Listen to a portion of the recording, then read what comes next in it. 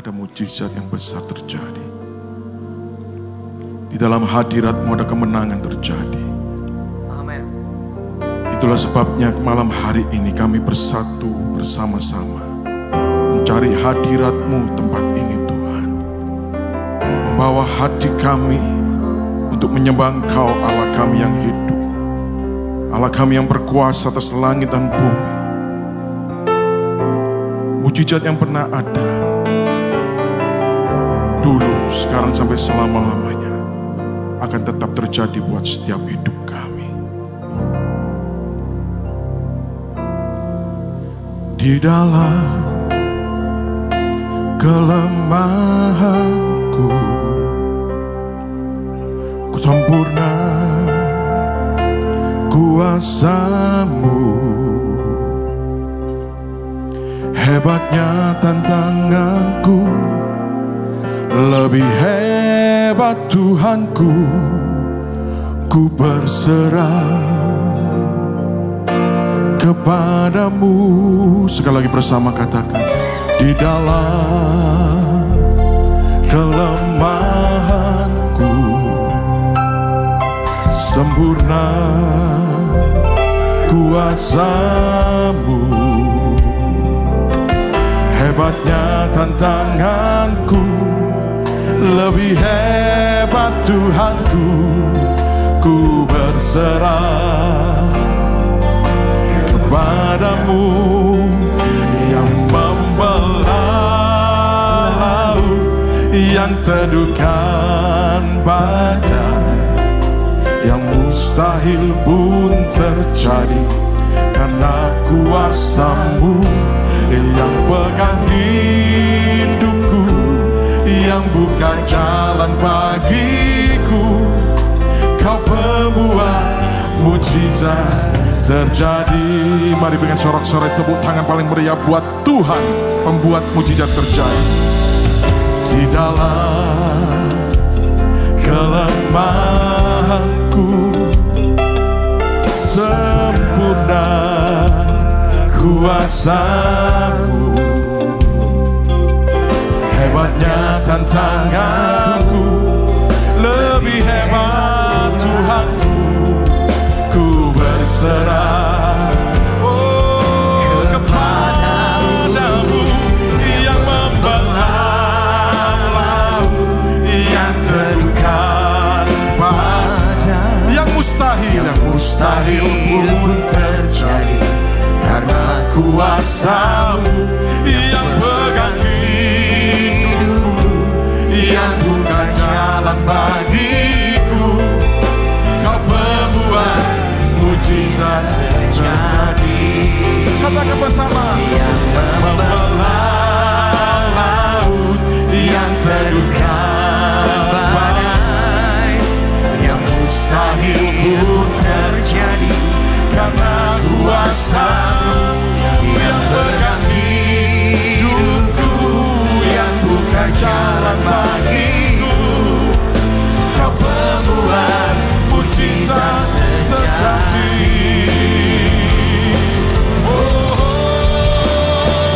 Yang membelah laut, yang teduhkan badai. Dengan imanku bersama katakan, yang mustahil pun terjadi karena kuasa-Mu Tuhan. Yang pegang hidupku, yang buka jalan bagiku.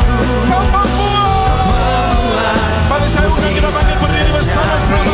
Angkat tanganmu tinggi-tinggi, katakan, yang membelah laut, yang teduhkan badai, yang mustahil pun terjadi karena kuasa-Mu. Yang pegang hidupku, yang buka jalan bagiku. Kau pembuat mujizat terjadi. Yang membelah laut. Yang percaya mujizat terjadi malam hari ini buat setiap kita, boleh angkat tanganmu tinggi-tinggi pada Tuhan. Aku berserah penuh padamu Tuhan malam hari ini. Kami percaya ketika kami mengangkat tangan kami tinggi-tinggi padamu Tuhan, Tuhan yang turun tangan untuk menolong setiap kami.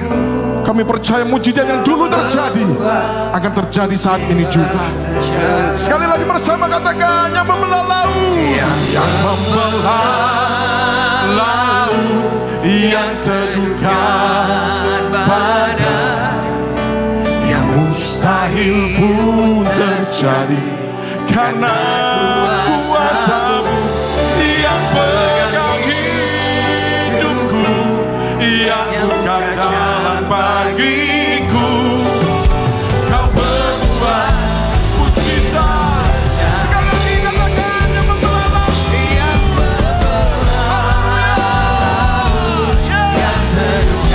dengan iman kami naikkan pujian ini bagi-Mu Tuhan.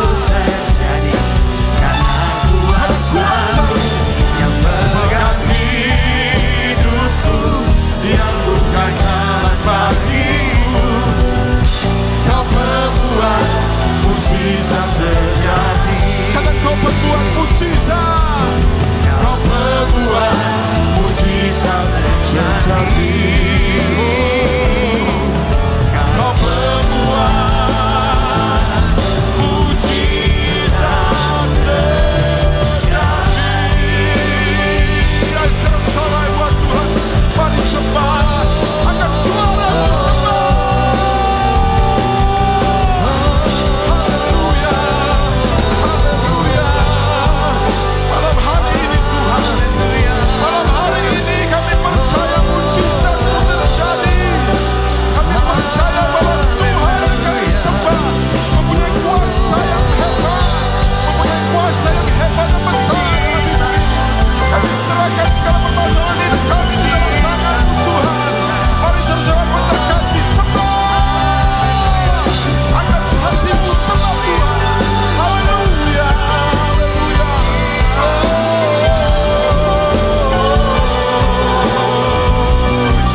Glory, glory, glory. Haleluya, haleluya,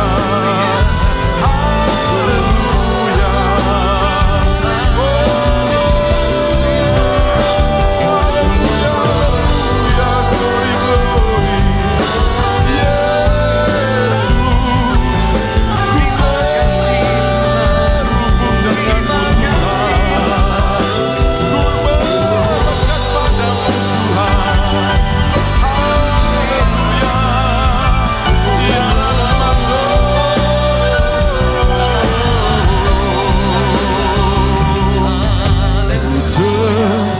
Terhubung denganmu,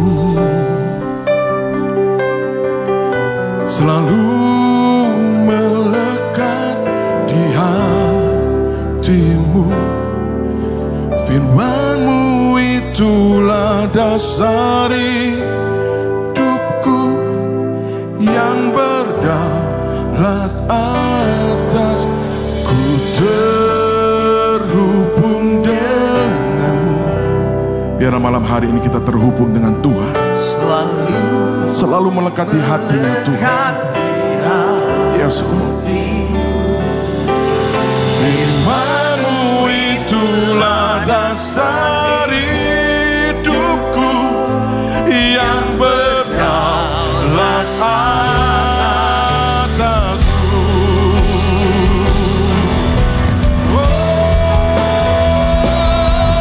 Ku terhubung denganmu, selalu melekat di hatimu.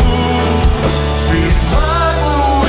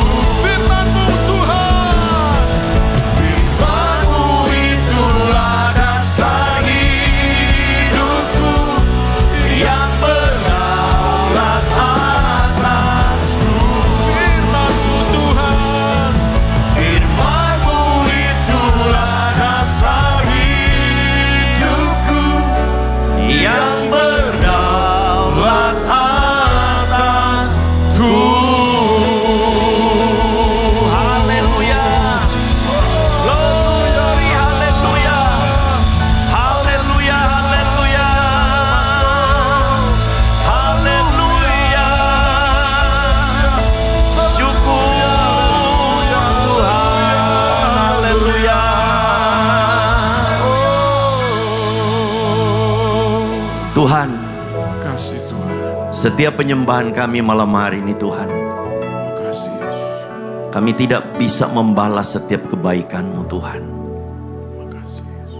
Kerap kali kami bangga dengan penyembahan kami. Terima kasih. Dan seolah-olah Tuhan kami merasa bahwa setiap penyembahan kami bisa mengundang Tuhan hadir dalam setiap hidup kami. Iya. Tuhan, biar malam hari ini Tuhan, apa yang menjadi setiap penyembahan kami belajar untuk mengoreksi setiap hidup kami. Amin. Seringkali Tuhan kami masih hidup dalam keangkuhan. Seringkali kami merasa hidup kami benar. Kami suka melihat selumbar di mata orang. Kami suka menceritakan selumbar itu Tuhan. Tapi kami lupa ada balok dalam setiap mata kami. Seringkali Tuhan kami merasa diri kami paling suci. Karena kami 1 minggu kami bisa 3-4 kali ke gereja. Tuhan, tapi biar malam hari ini kami berkata Tuhan, kami telanjang di hadapan-Mu Tuhan. Kami tidak berhak untuk menilai hidup kami Tuhan. Tapi biar Engkau Tuhan malam hari ini, Engkau yang ada di tengah-tengah kami. Engkau yang akan menilai setiap hidup kami Tuhan. Dan semua kami yang ada di tempat ini Tuhan, kami berkata, koreksi kami Tuhan. Bentuk kami Tuhan. Supaya apa yang tidak benar Tuhan di hadapan kami, itu kami mau lepaskan malam hari ini Tuhan. Supaya setiap penyembahan kami Tuhan akan menjadi penyembahan yang berkenan bagi-Mu. Haleluya. Terima kasih Bapa, kami mau buka setiap hati kami. Isilah hidup kami dengan setiap kebenaran firman-Mu. Dan hanya firman-Mu Tuhan yang bisa mengoreksi setiap hidup kami. Hanya firman-Mu Tuhan yang bisa menghakimi setiap hidup kami. Terima kasih Bapa, kami siap Tuhan untuk mendengarkan firman-Mu Tuhan. Dalam nama Yesus. Haleluya. Amin. Silakan duduk saudara. Hari ini saya mau bicara tentang sesuatu yang sangat-sangat penting. Yaitu ketika saudara dan saya, bagaimana Tuhan mau. Ada satu keinginan daripada Tuhan, bahwa Dia ingin menjadikan saudara dan saya sebagai sahabat-sahabat Dia. Yang kemudian ketika kita mendengar kata sahabat, selalu kita identik dengan kata sahabat, ataupun mungkin kita teringat dengan hari ini saudara dan saya, kita punya sahabat yang begitu sangat amat mengecewakan. Ada sahabat yang selalu ingin menguntungkan, selalu mencari keuntungan. Dia maunya menang sendiri. Sehingga seringkali ada yang saya lihat kemudian ada orang-orang yang tidak mau bersahabat atau tidak punya satu komunitas. Tapi kemudian kalau kita lihat di dalam firman Tuhan, Yesus pernah berbicara melalui murid-muridnya. Dia berkata kepada para murid-muridnya, dia berkata saat itu ketika mereka sedang berjalan bersama-sama dengan para murid-murid. Kemudian dia memberikan satu perumpamaan kepada para murid-murid. Dia menceritakan perumpamaan demi perumpamaan kepada orang-orang di sekitar situ. Kemudian murid-murid itu bertanya kepada Yesus, apa arti daripada perumpamaan itu? Yesus kemudian berkata, aku menyatakan kepada mereka semua ada satu rahasia. Aku selalu menutup atau aku selalu memberikan satu rahasia. Tidak menyatakan secara terbuka. Tapi kemudian Yesus berkata, tapi kepada kamu, aku menceritakan, aku membukakan rahasia itu. Karena Yesus kemudian menempatkan bahwa para murid-murid itu adalah menjadi sahabatnya. Saudara yang dikasihi Tuhan, Yesus berbeda dengan sahabat-sahabat kita yang ada di dunia. Saya punya sahabat, Bapak Ibu Saudara semua pasti punya sahabat juga. Kalau kita melihat hari ini sahabat-sahabat kita yang ada di dunia ini, tidak ada yang sempurna. Tetapi berbeda dengan sahabat kita yang namanya Yesus.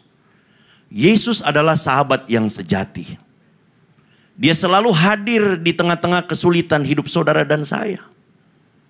Dia seringkali memberikan telinga dia untuk mendengar curhatan hati saudara dan saya. Dia seringkali memberikan telinga walaupun dia tahu apa yang menjadi persoalan kita. Yang seringkali dia tahu bahwa apa yang harus kita ceritakan kepada dia adalah sesuatu yang sepertinya mengada-ada. Tapi dia tetap rela memberikan telinganya untuk dia dengar cerita itu.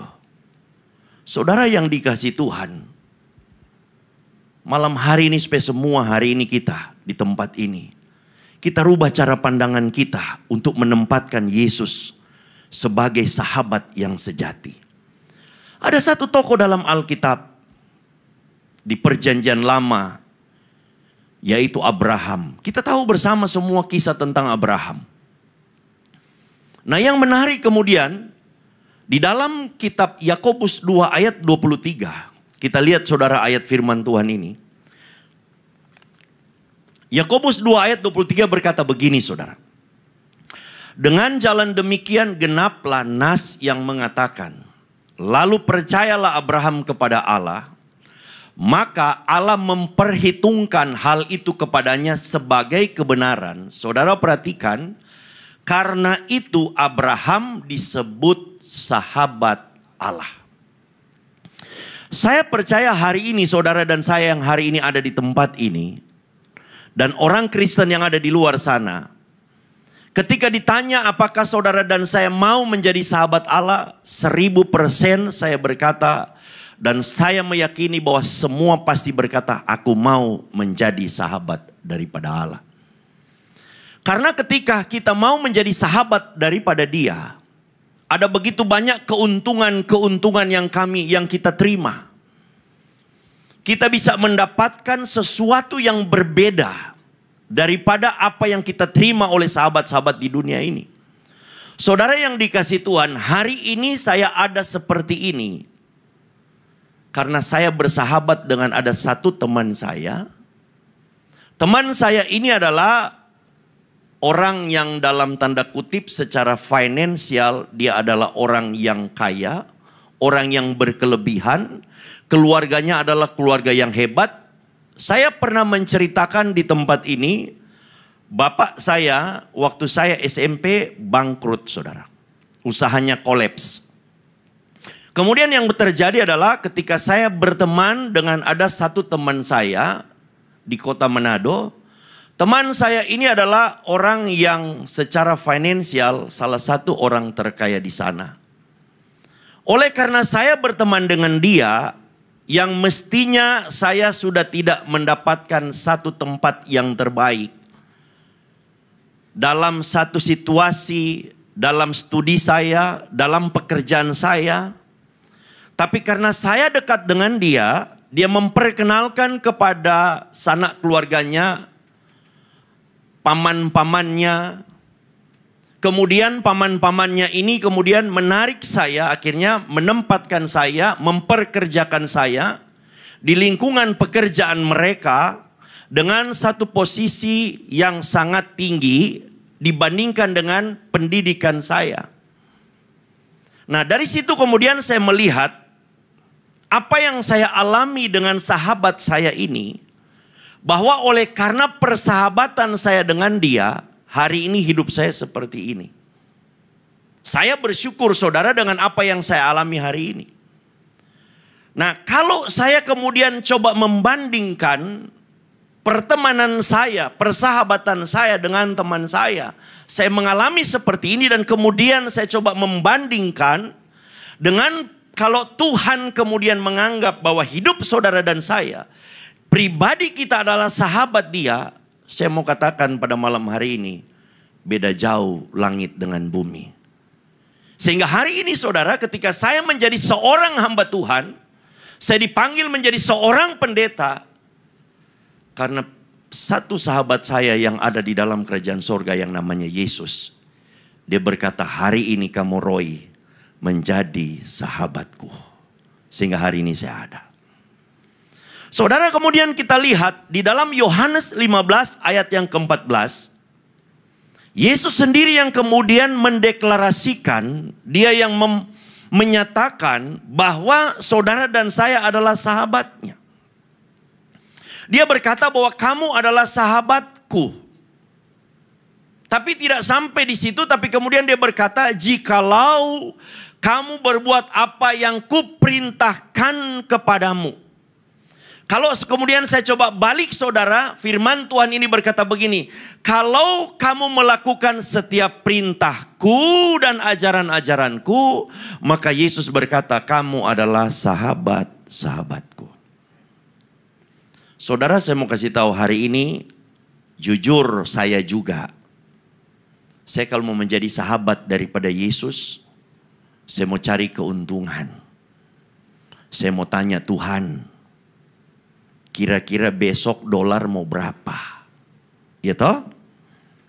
Tuhan, harga emas itu mau berapa? Karena harga emas ini naik turun Tuhan. Tuhan, jodohku siapa? Karena sahabat kita ini tahu ke depan. Dia tahu apa yang terjadi ke depan. Tuhan, masa depan anakku itu bagaimana? Dan sahabat yang sejati, dia akan memberitahukan kepada kita. Tetapi mungkin yang menjadi pertanyaan kita malam hari ini, kalau Tuhan berkata kepada kita, hari ini aku adalah sahabatmu, tapi kenapa sahabatku diam, tidak mau menyatakan apa yang terjadi di depan kita? Oleh sebab itu saudara, malam hari ini saya coba angkat ada 3 poin penting, supaya saudara dan saya waktu kita membangun satu hubungan dengan sahabat kita yang namanya Yesus Kristus. Ketika kita membangun satu hubungan, pertemanan, persahabatan kita yang akrab dengan dia, maka sesuatu yang ke depan dia akan nyatakan kepada saudara dan saya. Supaya hidup kekristenan kita tidak menjadi hidup yang sia-sia. Yang pertama saudara, kita lihat dulu yang pertama, Kejadian 12 ayat 1 sampai dengan ayat yang keempat. Saya angkat saudara kisah dari Abraham. Karena di dalam Yakobus 2 ayat 23, di situ dikatakan bahwa Abraham adalah sahabat Allah. Kita ambil contoh hidup daripada Abraham. Kalau Abraham bisa menjadi sahabat Allah, kenapa kemudian Tuhan menyatakan Abraham sahabat Allah? Ini karena ada alasan-alasannya. Yang pertama kemudian dikatakan, berfirmanlah Tuhan kepada Abram, pergilah dari negerimu dan dari sanak saudaramu dan dari rumah bapakmu ini ke negeri yang akan kutunjukkan kepadamu. Ayat 2, aku akan membuat engkau menjadi bangsa yang besar dan memberkati engkau, serta membuat namamu masyhur dan engkau akan menjadi berkat. Ayat yang ketiga, aku akan memberkati orang-orang yang memberkati engkau dan mengutuk orang-orang yang mengutuk engkau, dan olehmu semua kaum di muka bumi akan mendapat berkat. Ayat yang keempat, lalu pergilah Abram seperti yang difirmankan Tuhan kepadanya, dan Lot pun ikut bersama-sama dengan dia. Abram berumur 75 tahun ketika ia berangkat dari Haran. Saudara, posisi Abram saat itu bukan posisi sama seperti panggilan Tuhan dalam hidup saya waktu posisi saya. Waktu posisi saya lagi utang banyak, saya lagi bangkrut. Banyak hari ini saudara ikut panggilan Tuhan karena dalam keadaan posisi sakit, dalam keadaan usaha bangkrut. Tapi ketika Allah memanggil Abraham, saat itu posisinya lagi dalam keadaan top. Secara ekonomi dia hebat, secara ekonomi dia tidak kekurangan. Tapi apa yang dilakukan Abraham waktu Allah bicara seperti itu, cuma satu kata yang dilakukan oleh Abraham, hidup dalam ketaatan. Kenapa sampai Allah kemudian menganggap Abraham itu adalah seorang sahabat? Hari ini kita koreksi hidup kita ketika Allah bicara hidup saudara dan saya sebagai sahabat. Sahabat itu satu kata, tidak lepas dari hidup dalam ketaatan. Taat harus menjadi milik bagian saudara dan saya. Tanpa sebuah ketaatan, tidak pernah kita saudara dan saya bisa melakukan yang namanya sebuah kebenaran. Itulah sebabnya saudara, waktu saya coba renungkan, Abraham posisi saat itu dia bisa menolak. Tapi kemudian dikatakan waktu Tuhan suruh, Tuhan memerintahkan, Allah memerintahkan untuk Abraham berpindah ke satu tempat yang dia tidak pernah tahu saudara. Abraham tidak pernah berbantah-bantahan. Satu hal yang Abraham lakukan, hanya melangkah hidup dalam ketaatan.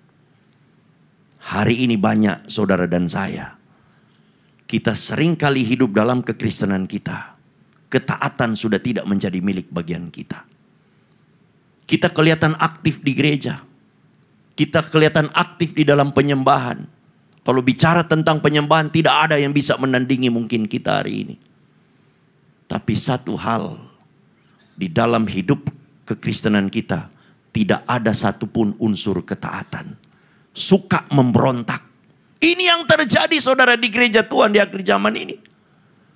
Ini yang sedang kita lihat. Kemudian kita bicara begitu banyak firman Tuhan. Kita mengagung-agungkan sahabat kita. Kita berkata bahwa Tuhan kita adalah Tuhan yang hebat. Tapi di mata Tuhan kita tidak punya nilai. Karena tidak ada ketaatan. Diperintahkan, disuruh, diminta sama pemimpin. Kita masih ngeyel saudara. Masih suka ribut, masih suka kemudian kompromi. Ada begitu beribu-ribu macam alasan yang kita lakukan. Yang kita berikan kepada pemimpin kita. Apakah ini saudara dan saya bisa menjadi sahabat dari Tuhan? Ingat saudara, bahwa Tuhan kemudian berkata, Yesus berkata bahwa ketika saudara dan saya menjadi sahabat, dia menaikkan level saudara dan saya bukan sebagai anak. Bukan lagi sebagai seorang hamba. Tapi dia menaikkan level kita menjadi seorang sahabat. Karena ada sesuatu yang akan dia sampaikan. Dia nyatakan apa yang dia terima dari Bapa. Dia akan sampaikan kepada saudara dan saya. Apa yang dia dengar dari Bapa. Dia akan ceritakan kepada saudara dan saya. Tapi tidak bisa lepas dari ketaatan. Ibrani 11 ayat yang ke-8 kita lihat. Ibrani 11 ayat yang ke-8 berkata seperti ini saudara. Karena iman Abraham taat, ketika ia dipanggil untuk berangkat ke negeri yang akan diterimanya menjadi milik pusakanya. Lalu ia berangkat dengan tidak mengetahui tempat yang ia tuju. Karena iman Abraham taat. Saudara, kalau kita berkata hari ini kita orang yang beriman tidak pernah lepas daripada ketaatan. Amin. Jadi saudara, saya kasih tahu hari ini. Seorang pengkhotbah yang hebat, seorang pendeta yang hebat, seorang gembala yang hebat bisa menggembalakan puluhan ribu jemaat, bisa punya saudara karunia yang hebat. Tapi kalau dia tidak hidup dalam ketaatan, dia suka menjadi seorang pemberontak, dia tidak punya nilai di hadapan Tuhan. Ini yang sedang terjadi saudara. Saya suka berkata begini, Tuhan, bagi saya hari ini cuma satu. Kalau aku mau taat di hadapan Tuhan, aku harus belajar taat dulu kepada pemimpinku di dunia ini. Tidak mungkin aku taat kepada Tuhan kalau Tuhan kasih pemimpin di dunia ini, aku tidak mau taat. Hari ini saudara, saya mau kasih tahu. Siapapun kita hari ini, engkau yang tergembala di tempat ini, punya satu nilai, ketaatan. Karena ketaatan kita itu akan membawa kita masuk dalam kerajaan sorga. Tidak ada ketaatan, saudara tidak akan pernah bisa melihat kerajaan sorga. Amin. Saudara hari ini boleh dianggap bodoh. Orang yang taat saudara, kadang-kadang dianggap kebodohan. Ada orang panggil sama saya begini, Pak Roy. Pak Roy buka gereja aja. Pak Roy punya kemampuan. Pak Roy bisa. Saya itu ada satu tempat kalau Pak Roy mau. Kita buka gereja baru. Saya bilang enggak. Saya bilang tidak. Saya di gereja tidak cari jabatan. Karena saya mau melayani dengan hati yang tulus, hati yang murni. Tidak dianggap pun tidak masalah. Karena bagi saya pelayanan bukan bicara tentang panggung. Tapi pelayanan bicara tentang keteladanan. Saya bilang kalau pemimpin saya suruh kemana, saya pergi kemana. Kalau dia bilang diam, saya diam. Karena ukuran keberhasilan saya bukan masalah standar berkat. Saya taat atau tidak. Amin. Ini saudara. Kalau bicara taat, dunia bilang itu orang bodoh kita semua. Bagi dunia, taat itu adalah sebuah kebodohan. Tapi bagi kerajaan sorga, ketaatan adalah nilai yang paling mulia. Karena Yesus dia taat sampai mati di atas kayu salib. Kalau kita hari ini taat, berarti sifat kita sama seperti sahabat kita yang namanya Yesus. Apa yang menjadi pergumulanmu hari ini? Dia akan nyatakan kepada saudara dan saya. Yang kedua saudara, untuk saudara dan saya memahami hati daripada sahabat sejati kita. Yang kedua, harus suka berdamai. Saya saudara di Surabaya ini dari hari Sabtu. Dari hari Sabtu lalu, terus Minggu, terus sampai hari ini. Banyak orang tanya, Pak Roy kok masih di sini? Ya karena taat. Kalau nggak taat nggak di sini. Saudara, Surabaya ini saya lihat karena saya juga gembala media. Tapi saya tahu semua sekarang gembala media lah. Semua nih jemaat gembala media. Karena tiap hari kan lihat media. Saudara lihat kan ada satu kan. Fenomena ini di Surabaya ini lagi heboh. Yang disuruh menggonggong. Iya kan? Saya bilang ngeri saudara. Dunia ini saudara bukan suka perdamaian. Dunia sekarang saudara. Ini suka cari sensasi. Arogan. Saya tidak tahu saudara, saya berdoa. Saya lihat untung bukan jemaat gereja BES. Tapi saudara jujur, saya berdoa, saya bilang Tuhan jamah hatinya Tuhan. Karena ini mengerikan. Ini bahaya sekali. Ini netizen semua bully di mana-mana saudara. Saudara lihat kenapa kemudian Allah kemudian berkata bahwa Abraham ini adalah sahabatnya. Karena Abraham ini saudara suka berdamai. Hari ini saudara dan saya kita orang Kristen yang namanya kita beriman kepada Yesus dan Yesus itu adalah Raja Damai. Berarti perdamaian itu harus ada melekat dalam hati saudara dan saya. Saudara kita lihat Kejadian 13 ayat 8 sampai ayat yang ke-9. Ini pada waktu Abraham. Ini saudara konflik. Tapi konflik ini sebenarnya bukan konflik yang ditimbulkan oleh Abraham. Tapi ini konflik yang terjadi adalah konflik di antara para penggembala. Ini karyawannya Abraham dan Lot. Tapi saudara lihat itu. Itu mulai ada kemudian konflik pertengkaran. Inisiatif awal itu dilakukan oleh Abraham. Luar biasa. Maka berkatalah Abraham kepada Lot. Janganlah kiranya ada perkelahian antara aku dan engkau. Abraham itu cinta damai. Dan dibilang antara para gembalaku dan para gembalamu sebab kita ini kerabat. Saudara dan saya ini semua kita orang Kristen. Antara Katolik, Protestan, Advent. Jangan lagi ribut dan bertengkar. Terus kemudian dia katakan ayat yang ke-9. Maka ayat yang ke-9. Bukankah seluruh negeri ini terbuka untuk engkau? Baiklah pisahkanlah dirimu daripadaku. Jika engkau ke kiri maka aku ke kanan. Jika engkau ke kanan maka aku ke kiri. Saudara, hati daripada Abraham. Abraham tidak mau ribut. Dia panggil Lot, itu ponaannya saudara. Dia yang bawa Lot sampai Lot diberkati saudara.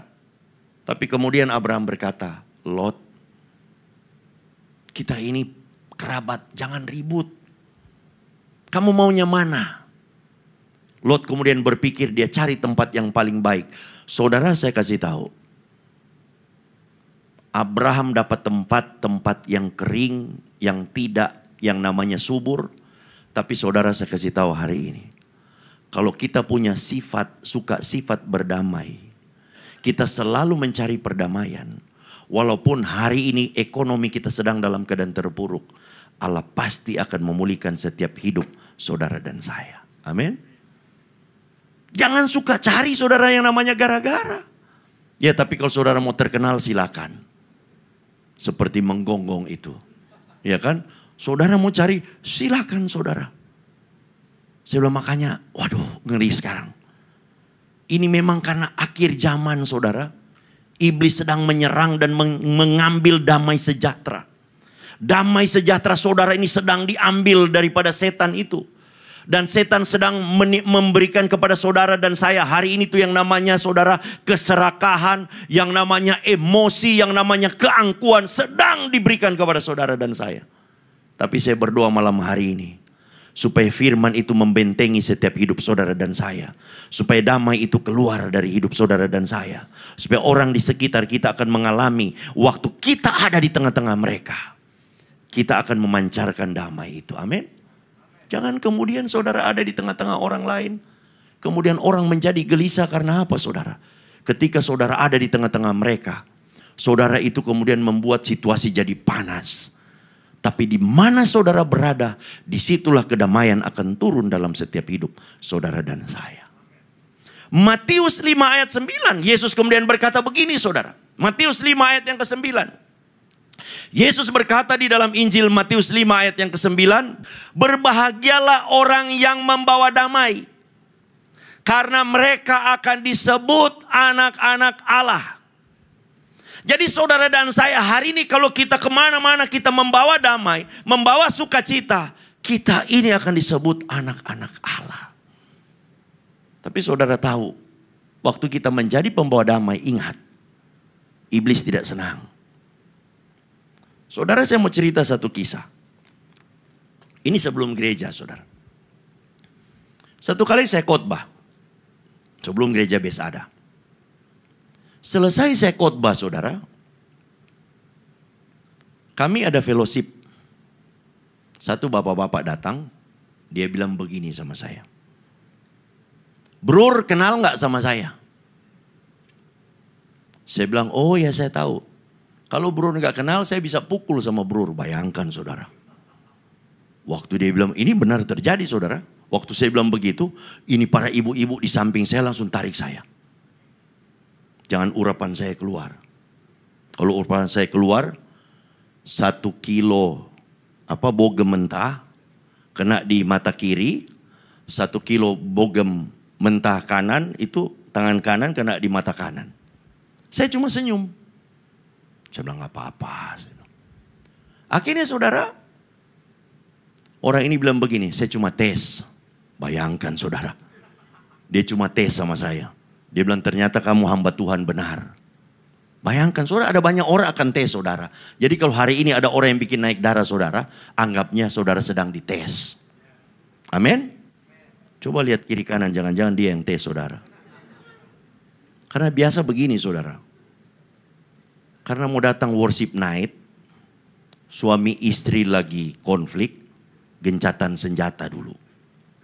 Gencatan senjata dulu. Kita mau worship night. Tapi saya percaya hari ini saudara yang datang dengan gencatan senjata. Yesus membawa damai dalam setiap hidupmu.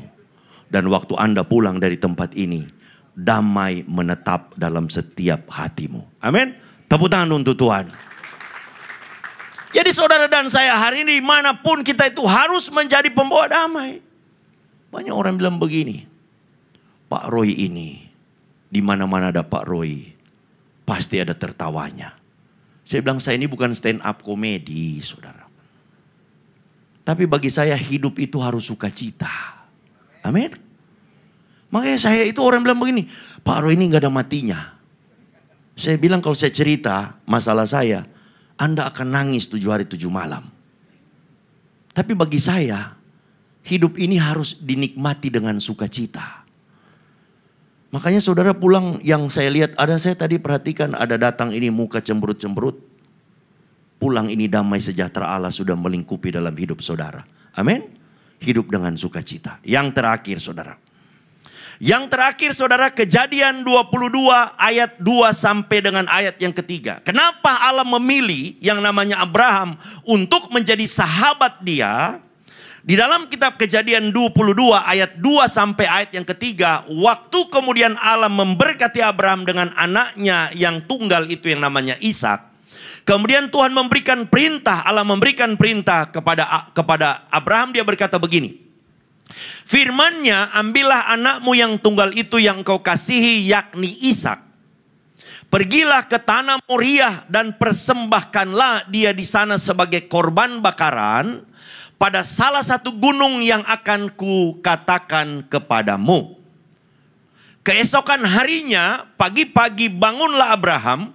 Ia memasang pelana keledainya dan memanggil 2 orang bujangnya beserta Ishak, anaknya. Ia membelah juga kayu untuk korban bakaran itu. Lalu berangkatlah ia dan pergi ke tempat yang dikatakan Allah kepadanya. Yang ketiga, saudara, kenapa Allah memilih kemudian Abraham menjadi sahabatnya? Karena Allah melihat hati Abraham adalah hati yang suka memberikan korban. Hati yang suka berkorban, saudara. Karena apa, saudara? Allah itu adalah Allah yang suka memberikan korban. Dia suka berkorban. Saudara perhatikan, waktu kemudian diperintahkan Allah kepada Abraham untuk membawa Ishak ke atas gunung Moria, tidak ada yang namanya di dalam diri Abraham protes. Saudara mungkin berkata begini, Pak, kan gak tertulis di Alkitab. Saudara, saya mau kasih tahu, kalau Abraham ada keluh kesah, pasti Alkitab tulis. Alkitab mendapati bahwa Abraham tidak pernah yang namanya kemudian dia kompromi. Apa yang diperintahkan oleh daripada Bapa, daripada Allah, itu dia lakukan. Karena dia tahu, saudara, Ishak ini dari Bapa. Allah yang memberikan Ishak kepadanya. Kalau mau serahkanlah. Sama seperti hari ini, saudara. Waktu Allah memberkati hidup saudara dan saya dengan berkat-berkat duniawi. Kemudian ketika Tuhan minta untuk kita memberikan berkat bagi orang lain, kita tahan berkat itu. Saudara, saya mau kasih tahu hari ini. Kalau saudara lihat gereja kita ini, gereja-gereja yang lain berkata begini, gereja base ini gereja sok. Karena nggak ada gedung gereja tapi tiap tahun bagi-bagi diakonia. Saudara lihat kan, kita sudah buka juga ini untuk diakonia. Saudara, saya kasih tahu, yang kita bangun gereja, kita bantu gereja setiap tahun untuk diakonia Natal, itu sudah hampir 1.000, saudara. Padahal kita nggak punya gereja. Tapi saudara dan saya hari ini mungkin berkata begini, kita nggak punya gereja. Kita nggak punya tempat ibadah yang permanen. Kenapa kita mesti tolong mereka? Karena hati Allah ada di gereja ini. Hati yang suka berkorban. Hati suka yang mempersembahkan. Dan sampai hari ini saudara, saya kasih tahu, gereja ini tidak pernah kekurangan. Allah selalu mencukupkan. Kalau tepuk tangan untuk Tuhan. Tapi sebenarnya saudara, kalau begitu sudah tidak usah kasih persembahan. Saudara, saya kasih tahu hari ini, saudara. Kalau kita tahu semua itu dari Tuhan, berarti kita kembalikan lagi semua untuk Tuhan. Jangan kompromi. Karena saudara, materi tidak pernah bisa menyelamatkan hidup saudara dan saya. Dan kemudian saudara, kalau saudara perhatikan, waktu kemudian ketika dikatakan waktu Abraham naik ke atas puncak gunung Tuhan, waktu dia mau mempersembahkan, Allah sudah siapkan korban bakaran itu. Saudara, di gereja kita ini, Tuhan minta untuk kita naik ke atas puncak gunung Tuhan yang kudus. Kita bawa setiap beban masalah kita, persoalan kita. Waktu kita naik di atas puncak gunung Tuhan yang kudus, di situ Allah akan menyediakan korban bakaran itu. Kalau orang Kristen yang berkata dia adalah sahabat daripada Tuhan, maka saudara dan saya hari ini, konsep kata berkorban harus ada dalam hidup kita. Satu ayat yang terakhir, Yohanes 15 ayat yang ke-13. Saya undang para pemain musik maju ke depan. Singers. Yohanes 15 ayat 13 berkata begini, tidak ada kasih yang lebih besar daripada kasih seorang yang memberikan nyawanya untuk sahabat-sahabatnya. Saudara, Yesus adalah sahabat yang sejati. Dia bukan memberikan kepada saudara dan saya sesuatu yang namanya materi. Dia tidak memberikan sesuatu yang namanya mujizat kepada saudara dan saya. Tapi dia memberikan dirinya. Dia memberikan nyawanya bagi saudara dan saya. Malam hari ini apa yang menjadi pergumulan hidupmu? Kalau cuma pergumulan hidupmu masalah usaha, masalah rumah tangga, masalah pekerjaan, masalah jodoh, saudara harus pikirkan. Yesus saja bisa memberikan nyawanya. Apalagi cuma masalahmu pada hari ini. Tuhan pasti akan memberikan jalan keluar. Mari kita bangkit berdiri. Ku mau sepertimu Yesus. Ku mau sepertimu Yesus, disempurnakan selalu dalam segenap jalanku, memuliakan nama-Mu. Haleluya. Ku nyanyikan pujian ini dengan imanmu. Yesus disempurnakan selalu dalam segenap jalanku, memuliakan nama-Mu. Mau sepertimu Tuhan, ku mau sepertimu Yesus, disempurnakan selalu dalam segenap jalanku, memuliakan nama-Mu.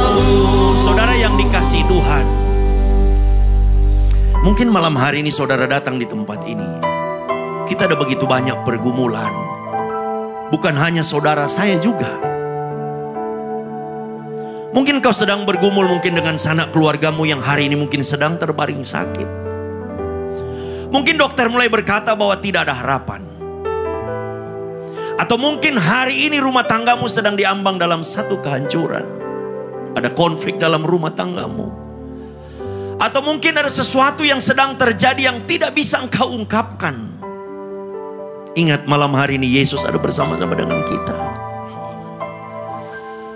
Dia tahu setiap masalah persoalanmu. Tapi satu hal yang Tuhan minta, perbaiki setiap tingkah laku karakter hidupmu.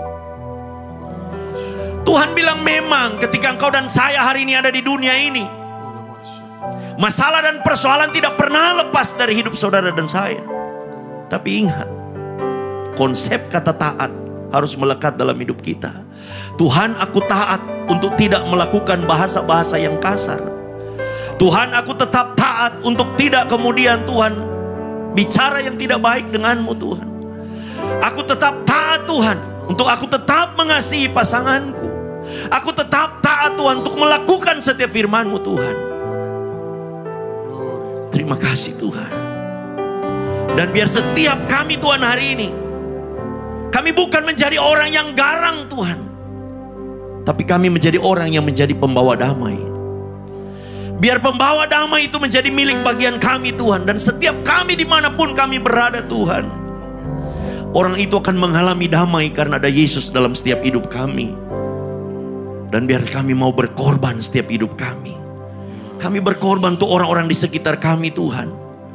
Dengan setiap apa yang ada dalam setiap hidup kami Bapa. Terima kasih Bapa di surga. Kami mau bersyafaat untuk gereja-gereja yang ada di seluruh dunia. Bagi para hamba Tuhan sampai kepada semua jemaatnya. Kiranya Tuhan memberkati mereka semua, supaya mereka menjadi berkat dan berdampak. Sehingga gereja di seluruh dunia dipenuhi oleh jemaat yang mencari Tuhan dengan tulus, taat dan takut akan Tuhan. Buat semua hamba Tuhan dan gereja bersatu, rukun, dan tidak terpecah-pecah, supaya dunia percaya bahwa Yesus adalah Tuhan bagi kemuliaan Allah Bapa. Demikian juga untuk gereja di mana kami Engkau percayakan untuk mengembalakannya, yaitu gereja Blessing in the Spirit. Kami mau berdoa untuk setiap persembahan dari umat-Mu ya Tuhan. Kiranya Engkau menerimanya dan membalasnya. Biarlah persembahan ini berkenan kepada Tuhan, sebagaimana persembahan Habel. Tuhan, Kau memberikan kemurahan-Mu, balaslah kebaikan dan kerelaan hati umat-Mu. jaga dan lindungi mereka, serta peliharalah mereka beserta keluarga, pekerjaan, studi, kesehatan, bahkan di dalam iman kerohanian mereka. Mari dekapkan kedua tangan di dada untuk menerima berkat itu pasti. Oleh karena itu, firman Tuhan juga mengatakan, jagalah hatimu dengan segala kewaspadaan, karena dari situlah terpancar kehidupan. Jadilah berkat dan terimalah berkat rahmat anugerah dari Allah Bapa di surga, di dalam Putra Tunggalnya Yesus Kristus yang telah mati bagi dosa-dosa kita, dan Dia bangkit pada hari ketiga, sehingga kita sembah Tuhan Allah yang hidup. Iman kita bukan kepada Tuhan yang mati. Dan di dalam persekutuan dengan Roh-Nya yang kudus, yang akan menyertai kita dari sekarang sampai selama-lamanya. Sebab itu ku memujimu, Engkau Allahku, mulutku kan selalu pujimu, dan angkat tangan sembahmu, tinggikan namamu, Yesus, kemuliaan bagimu. Sama-sama katakan, sebab itu ku memujimu, Engkau Allahku, mulutku kan selalu pujimu, dan angkat tangan sembahmu, tinggikan namamu, Yesus, kemuliaan bagimu. Yesus, kemuliaan bagimu. Yesus, kemuliaan bagimu. Berikan tepuk tangan bagi kemuliaan nama Tuhan.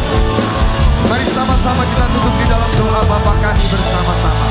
Bapa kami yang ada di surga, dikuduskanlah namamu, datanglah kerajaanmu, jadilah kehendak-Mu di bumi seperti di surga.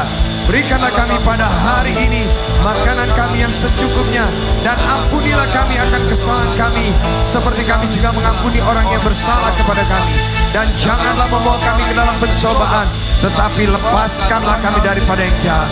Karena Engkaulah yang punya kerajaan dan kuasa dan kemuliaan sampai selama-lamanya. Yang percaya katakan amin. Selamat malam, God bless you. Yang mengerti semua masalahku, Tuhan telah siapkan yang terbaik bagiku. Ku nantikan indah pada waktunya, karena kasih-Nya yang tiada batasnya. Dia mengerti semua masalahku, Tuhan telah siapkan yang terbaik